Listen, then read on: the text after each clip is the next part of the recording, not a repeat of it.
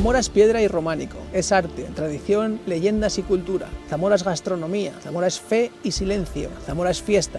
Pero Zamora también es esto, el Duero y toda la vida que alberga. La fotografía es una de las técnicas que más fácilmente permiten disfrutar de una percepción distinta de la realidad.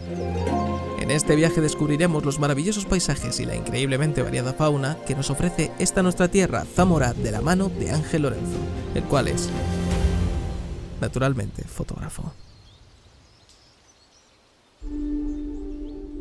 El Duero nace en los picos de Urbión, en la provincia de Soria, a más de 2000 metros de altitud.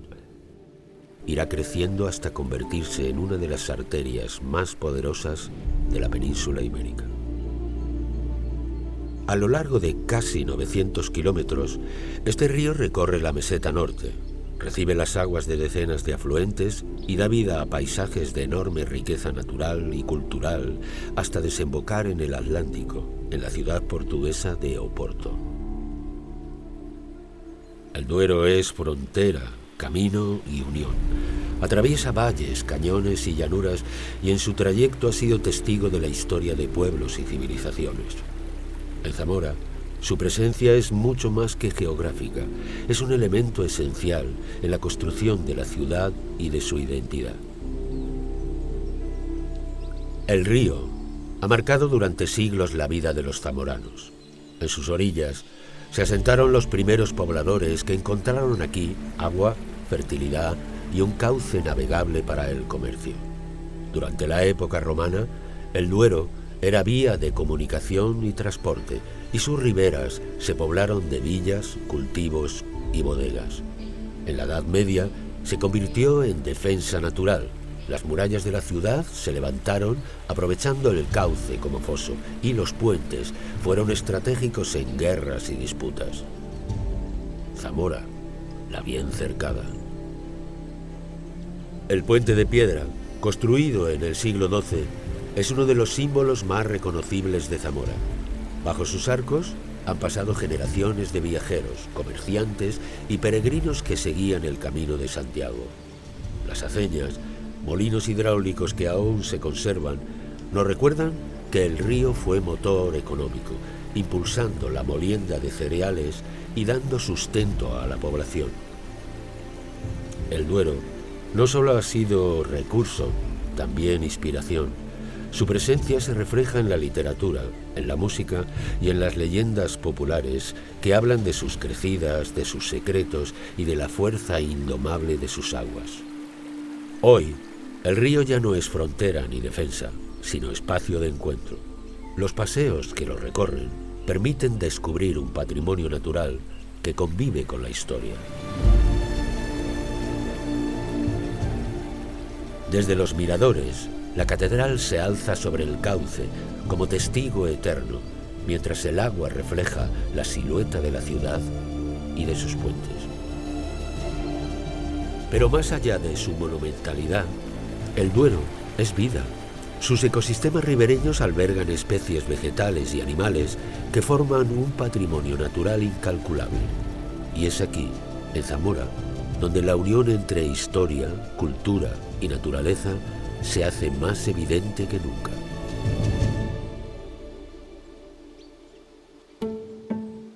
Una maravilla natural que tenemos aquí mismo, a las puertas de casa.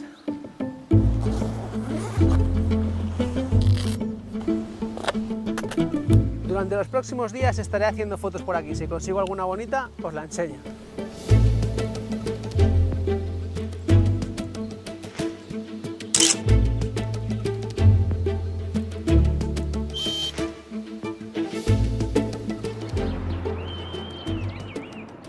Para este tipo de fotografía, que es una fotografía muy dinámica, muy ágil, que hay que estar en constante movimiento y que es una fotografía de imprevistos, que las cosas aparecen y tienes que ser rápido para fotografiarlas, utilizo un equipo con sensor micro 4 tercios, que eso me permite tener en muy poquito tamaño y peso una focal equivalente a 1000 milímetros.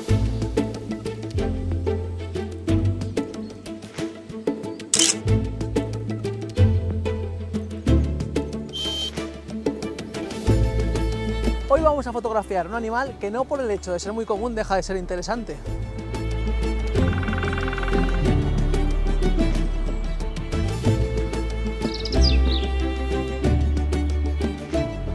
Estamos en el entorno de la Fuente de los Compadres, justo al lado del Puente de Hierro, porque aquí, al otro lado del río, tenemos una gran acumulación de nidos de cigüeña.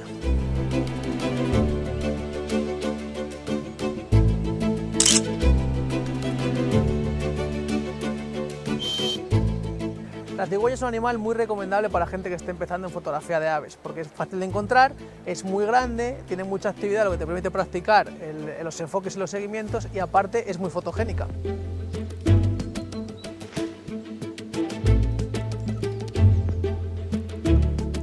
Cuando fotografiamos animales en cursos de agua, como es el caso, es muy interesante bajar la cámara lo máximo posible a ras de agua. Primero, para alejar el fondo del sujeto y hacer un desenfoque más bonito, y segundo, con un poquito de suerte, si el agua está calmada, meter el reflejo del animal en el encuadre también.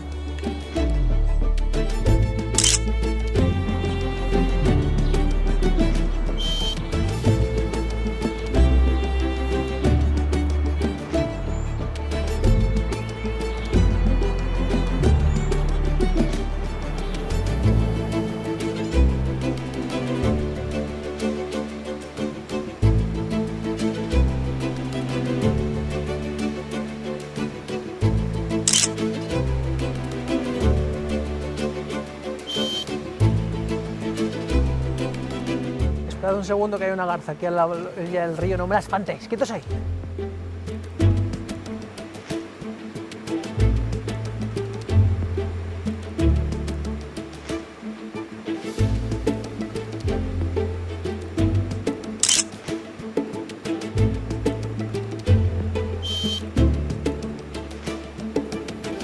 Alta, de cuello largo y figura elegante, la garza real es símbolo de paciencia. Permanece inmóvil en las orillas, acechando a sus presas, hasta que lanza un ataque certero con su pico afilado. Su alimentación no se limita a los peces, también consume ranas, serpientes de agua e incluso pequeños mamíferos. Cuando alza el vuelo, su silueta gris recortada sobre el cielo de Zamora recuerda que incluso en pleno entorno urbano, la vida salvaje sigue presente. Junto con su vecino, el martinete, forman una colonia de ardeidas que destaca por el número de parejas reproductoras y por su ubicación, en plena ciudad de Zamora, visible desde el Puente de los Poetas.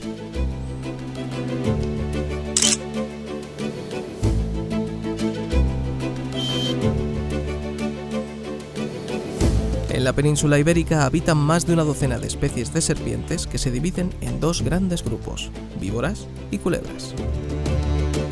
En Zamora, junto al río Duero, encontramos con mayor frecuencia tres especies. La culebra bastarda, que puede superar los 2 metros cuando es adulta, fiel aliada de los agricultores en el control de plagas.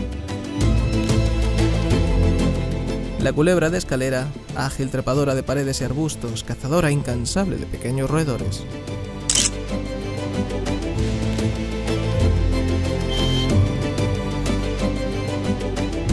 Y la culebra viperina, gran nadadora, que se desliza en el agua tras peces y anfibios, experta en hacerse pasar por una víbora, pero inofensiva. El miedo que sentimos hacia las serpientes es heredado, un eco cultural más que una amenaza real.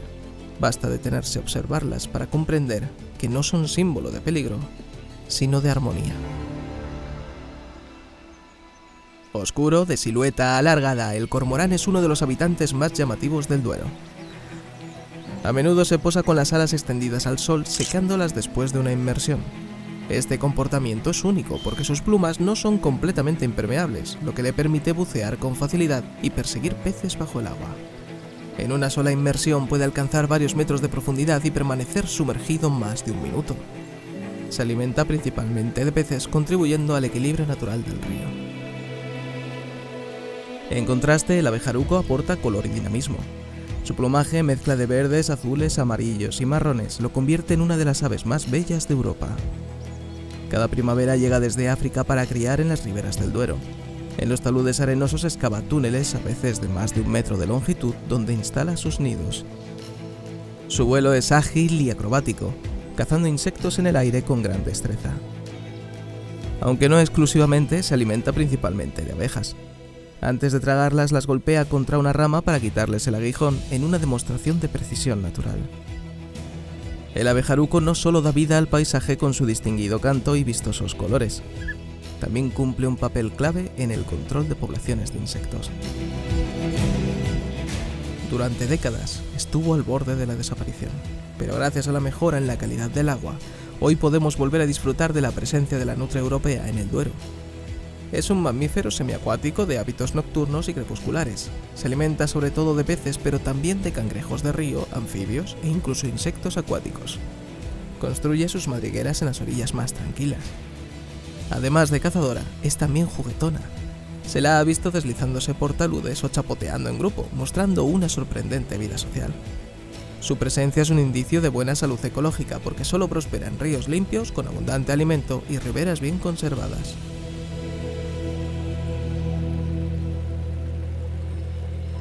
Cada día, cada estación, el río cambia. Lo que por la mañana es un escenario de aves y mamíferos, al caer la tarde se transforma en un lugar distinto. Los últimos rayos del sol pintan el agua de tonos rojizos y dorados, y el río se prepara para el relevo de la noche. Una nueva aventura comienza entonces, en la que otras criaturas invisibles durante el día salen a reclamar su espacio.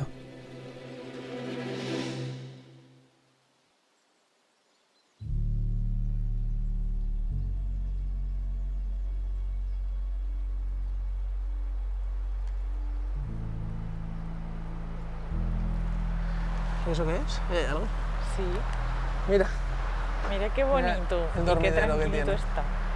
Le vamos a molestar un poco. no, lo dejamos. Está durmiendo. Se les activa el cerebro por la noche, por eso los cetreros les ponen caperuzas a los pajarillos. Era un pollito. Ya.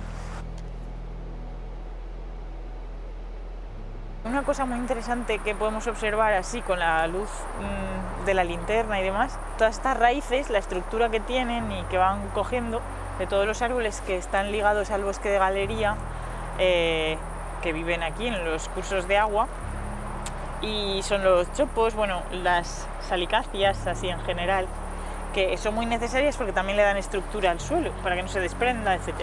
También son el refugio de un montón de animales, de aves. Normalmente no nos fijamos tanto en estas cosas porque en el día hay otras cosas que ver. Pero fijaos toda la estructura radicular que presentan. Pero aquí se nota mucho. La nutria, por ejemplo, utiliza mucho este tipo de estructuras. Cada año, entre la corteza y el último anillo, se crece un anillo más, ¿vale? ¿Por qué tenemos anillos aquí? Debido a las distintas estaciones del año. Si estuviéramos en la jungla, tenemos todo el año la misma estación. O sea, si cortas un árbol en la jungla no tiene anillos, es uniforme. Claro, ¿qué pasa aquí? Que en cada anillo tienes dos franjas diferenciadas, que una parte corresponde a la época de primavera y la otra al verano. El verano suele ser más corto, se desarrolla menos. Y luego en invierno tienen un descanso. Lo que me impresiona de esto es que estamos en la mitad de la ciudad y si levantamos la vista arriba, ¿qué vemos? Pues tenemos de Estrellas. todo, pero se ven súper bien. ¿Tú sabes localizar la estrella polar? Sí. Localízamela. ¿Me lo puedes explicar, por favor? Te la voy a enseñar a localizar sin aplicación ni nada, ¿vale? Vale. Es muy fácil. Venga. Atento. Coges al carro, ¿vale? Sí. Y ves esas dos estrellas de abajo que son como la puerta de atrás del carro. sí, sí. Vale, pues coges tus dedos y los colocas encima así. Se llaman localizadores. Los dedos. No, las estrellas son supuestamente las que más brillan, ¿vale? De la constelación. Vale. Y los coges así, guiñas un ojo, ¿vale? Y ¿Cuál? ¿Qué ojo? el que quieras, para tener puntería. Entonces Vale. pones cada punta de tu dedo encima de sí. una estrella. Entonces trazas una línea mental ahí recta y la prolongas y vas haciendo este caminito así con tus dedos, 1, 2, 3, 4 y 5 veces y llegas ¿Y a una esta? estrella. Sí. Y esa estrella es la punta de la cola de la Osa Menor, que a su vez es la estrella polar. Y hay mitos que dicen que es la que más brilla del Eso te firmamento. iba a decir, no es la que más brilla No, ni para muchísimo nada, eso menos. es un mito. La que más brilla es Sirius, que está en la constelación del Can Mayor.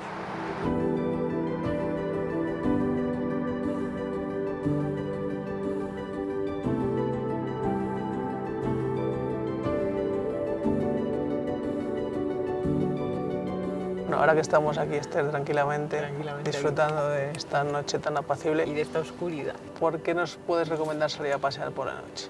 Pues por la noche siempre hay misterios que hay que descubrir y si estás un poco atento, pues mira, hemos visto un montón de cosas, Ángel, hoy. El silencio, que al final durante el día siempre hay un montón de ruidos que no son necesarios y es una forma de desconectar.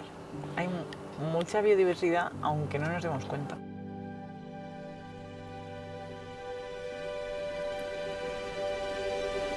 Sí. Es un rinoceronte chiquitito. Sus papás tienen las patas mucho más desarrolladas y cuando lo coges se enganchan a la piel. Es increíble.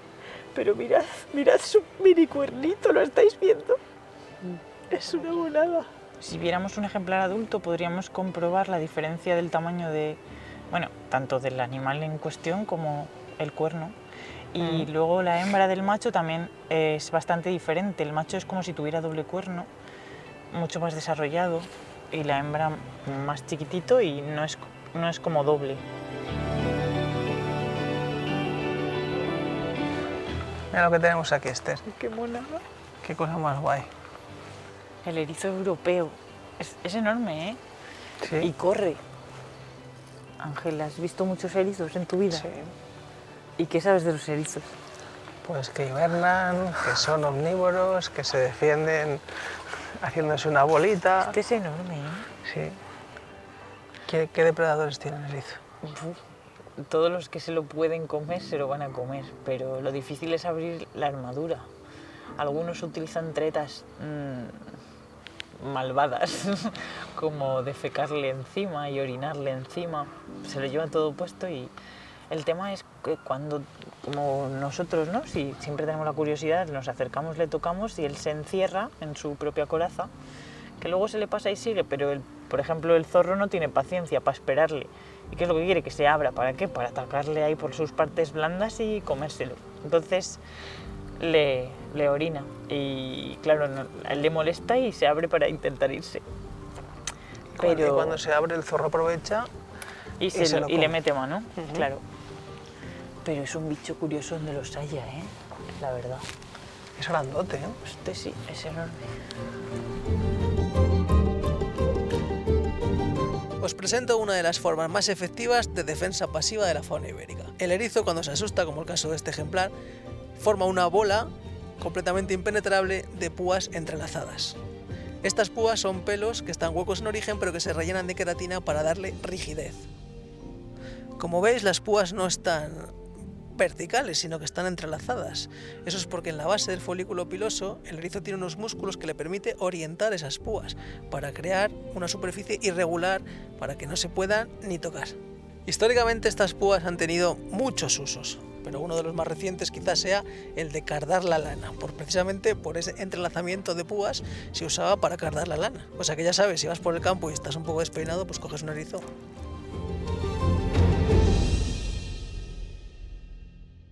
Hemos encontrado un nido de hormiga roja que está aquí trabajando a tope y a pesar de que sea de noche, están bastante activas. Tienen ahí abajo sus galerías, van acumulando toda su comida para todo el año. También es interesante observar hacia dónde están orientados los nidos. Suelen mirar hacia el sur, ¿vale? Para evitar la humedad y que se le pudra la comida. Y luego tienen historias muy interesantes con otras especies. A las hormigas en general les gusta mucho una mariposa, que es la mariposa hormiguera, pero le gusta su oruga, ¿vale? Y ¿A qué te refieres con que le gusta? Pues te cuento. Es muy curiosa la historia. Es una oruga que se alimenta de una planta que se llama Sanguisorba. El insecto adulto coloca sus huevos en esa planta para que la oruga se alimente, cuando eclosionen los huevos, se alimente de esa planta. Entonces, las hormigas que van toqueteando todo, cuando llegan a esa planta y la toquetean y encuentran a la oruga, al tocarla con sus antenas le estimulan una glándula que tienen en el segmento número 7. Concretamente. Y al estimularle esa glándula, pues libera una sustancia que es súper dulce y que a ellas les flipa. Y entonces empieza una procesión hasta donde está esa planta con esa oruga y empiezan todos a chupar ahí, como si fuera droga para ellas.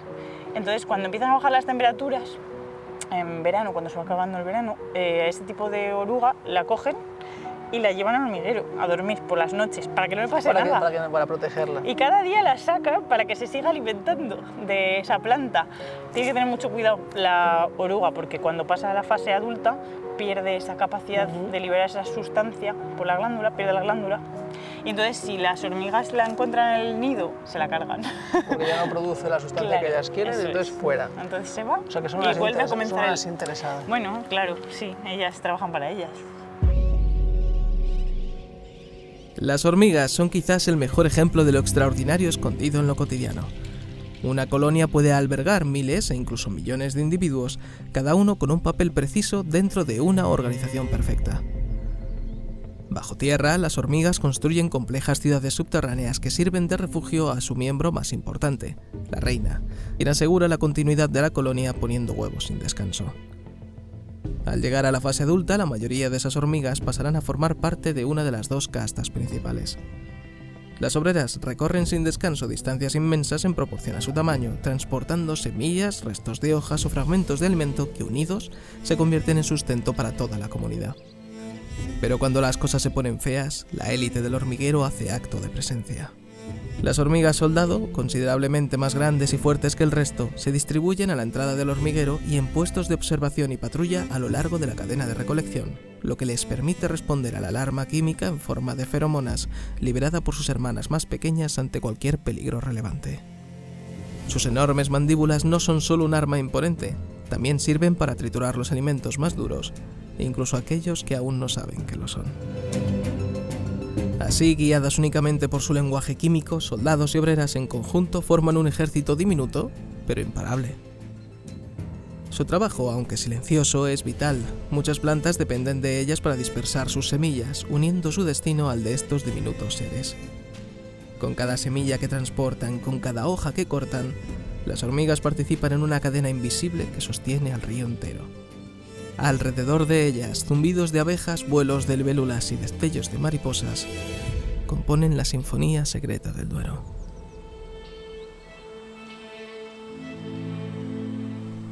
El Duero despierta lentamente en Zamora. La niebla se eleva sobre sus aguas tranquilas y los primeros rayos del sol pintan el río de dorados y reflejos suaves.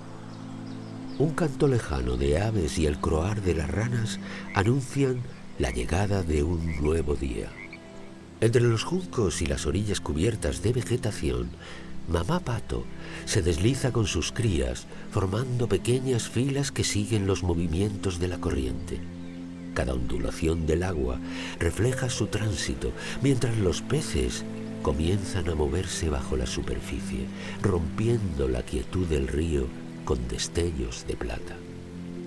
Las ranas se mezclan con la vegetación húmeda, saltando de hoja en hoja y llenando el aire con su coro matinal. Entre las ramas bajas y los troncos caídos, insectos y libélulas despiertan también, completando la sinfonía de la vida que renace al amanecer.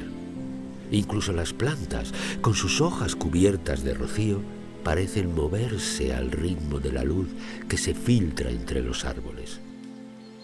En los bancos de arena y en los remansos tranquilos, pequeños reptiles como los galápagos asoman la cabeza, tomando el sol mientras el río se llena de movimiento. Cada criatura, por pequeña que sea, juega un papel esencial en el equilibrio de este ecosistema ribereño. A medida que el sol asciende, los sonidos y los colores se intensifican. El croar de las ranas se mezcla con el chapoteo de los peces, el zumbido de los insectos y el suave aleteo de los patos, formando un concierto natural que celebra la vida. El Duero, sereno y constante, ofrece refugio y alimento, un recordatorio de que la naturaleza y la ciudad conviven en armonía.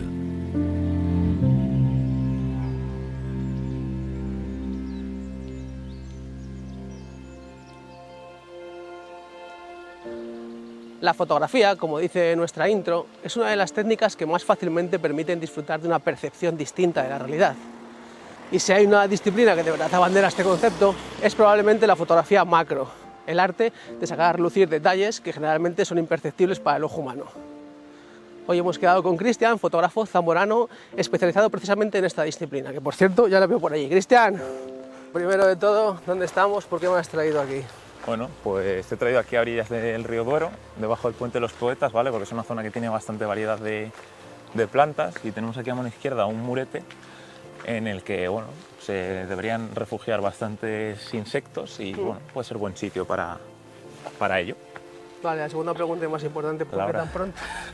¿Por qué me haces madrugar tanto? Pues aprovechamos un poco las horas de baja actividad, ¿no? Porque cuando pega el sol, sobre todo en el muro, pues los insectos están más activos, se mueven mucho más, entonces ahora deberían estar más quietos y sería más fácil hacerles una foto. O sea, primeras horas del día y zona con variedad de plantas y de escondites, ¿no? Eso es, efectivamente. Pues vamos para allá. Vamos a ello.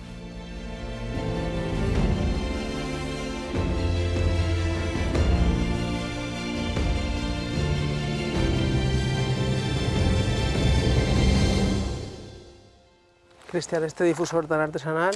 Bueno, es que digamos este difusor ha sido hecho en función de mis necesidades, ¿no? Le he ido añadiendo toppings, vamos a decir, ¿no? En función de lo que iba necesitando, y la verdad es que me funciona muy bien.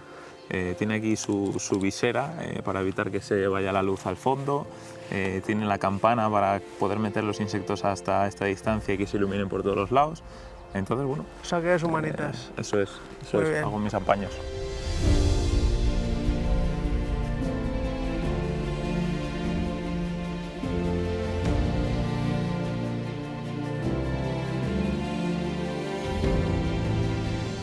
¿Qué has encontrado? Pues una araña cangrejo. No sé ¿Dónde si está? la ves. Está justo ahí. Ah, sí señor. Mira qué Está muy chula.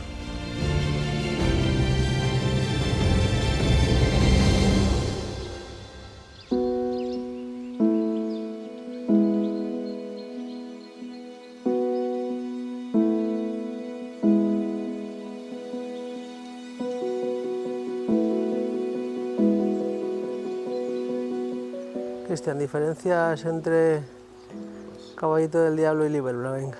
Pues la principal diferencia es que los caballitos del diablo pueden plegar las alas sobre su propio cuerpo, ¿vale? Y las libélulas las tendrían abiertas, sería como en forma de cruz, ¿no? Perpendicular con el cuerpo. Y luego otra diferencia, ya acercándonos un poquito más, que podemos ver, es que los caballitos del diablo, como ves aquí en la foto, tienen los ojos separados. Las libélulas los tienen casi juntos, ¿vale? O sea, digamos que tienen los ojos delante de la cara y los caballitos del diablo los tienen a los lados.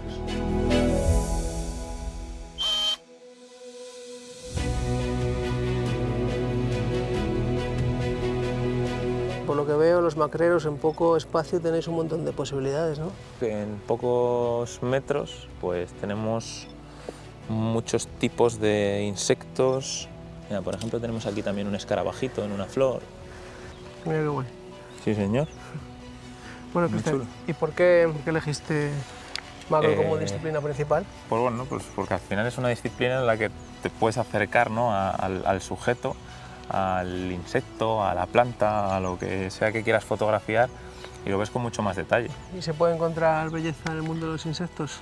Belleza como tal, no sé si es la palabra, ¿no? Pero bueno, sí que es cierto que ves detalles que como a simple vista no puedes apreciar, pues pelitos, patitas, pinchitos, ¿no? Que, bueno, Los ojos siempre llaman los mucho la ojos atención, llaman la los ojos. atención, brillos, tonalidades, texturas, ¿no? Todo eso, pues la verdad es que sí es chulo de ver.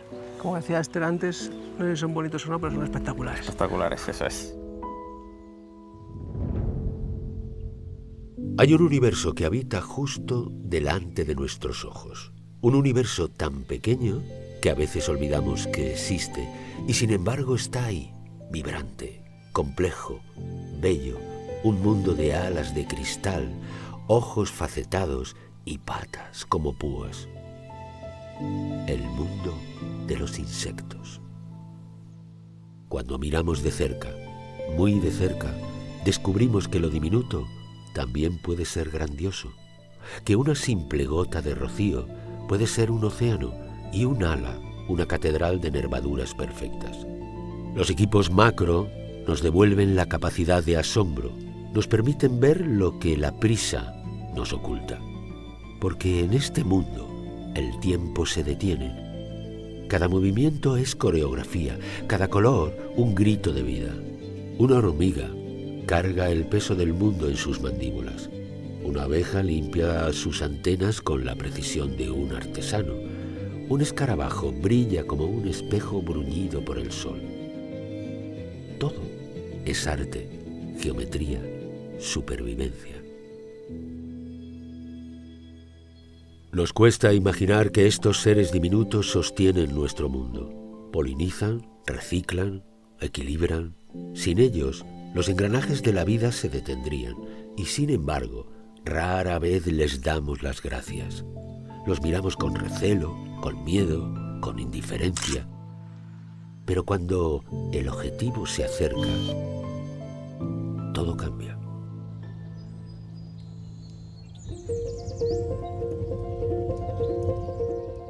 En general, un pato no le da miedo a nadie. ¿Por qué la gente tiene tanta animadversión por los insectos?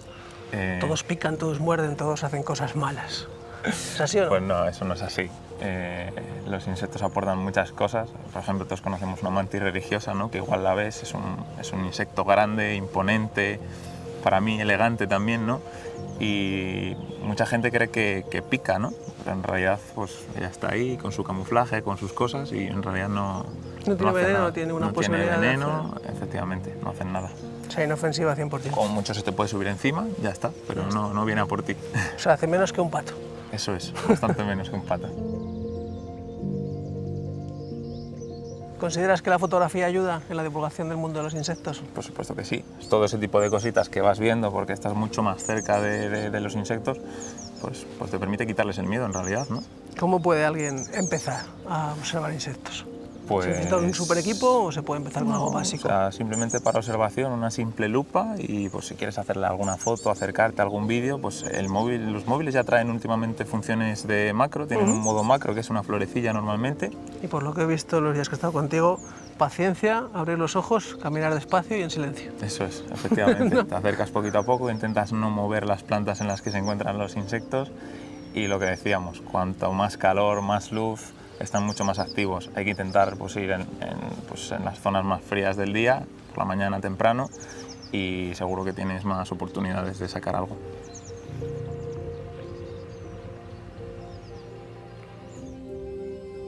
Miramos a una mosca a los ojos y descubrimos que también hay un misterio ahí.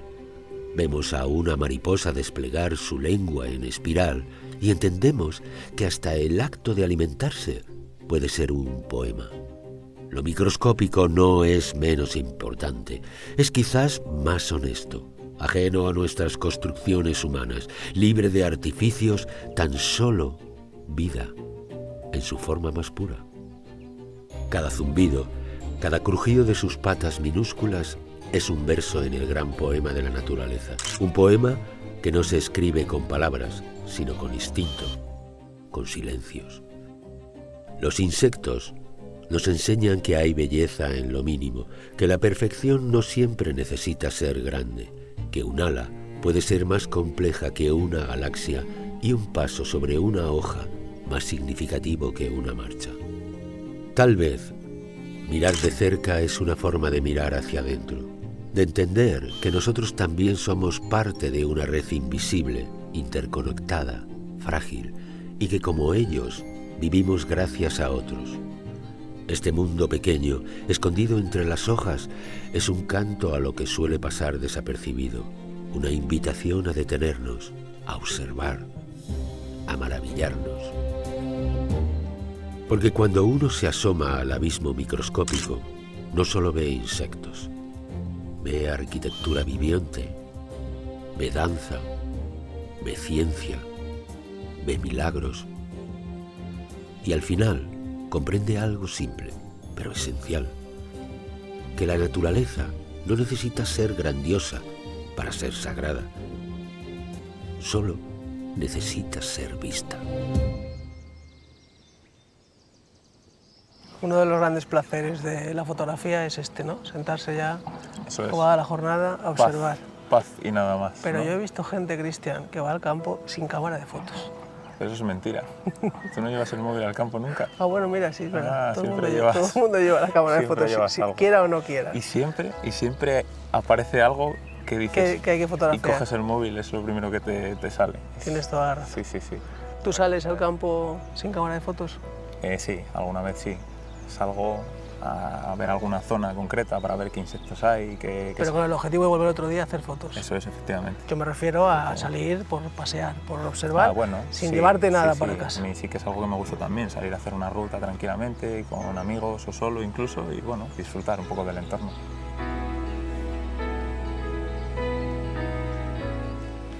Un placer, amigo. Bueno, Ángel, ya nos vemos en otra.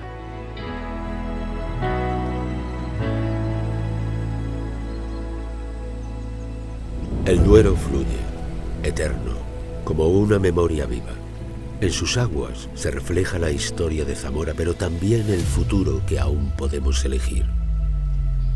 Cada pez, cada ave, cada árbol que crece en sus orillas es una palabra en el lenguaje secreto de la vida. Si desaparecen, se nos apaga el relato y con él se marchita nuestra propia voz. Conservar su biodiversidad no es un gesto de nostalgia, es un pacto con la esperanza, una promesa a quienes vendrán después, para que también puedan escuchar el murmullo del río y reconocer en él el latido del mundo.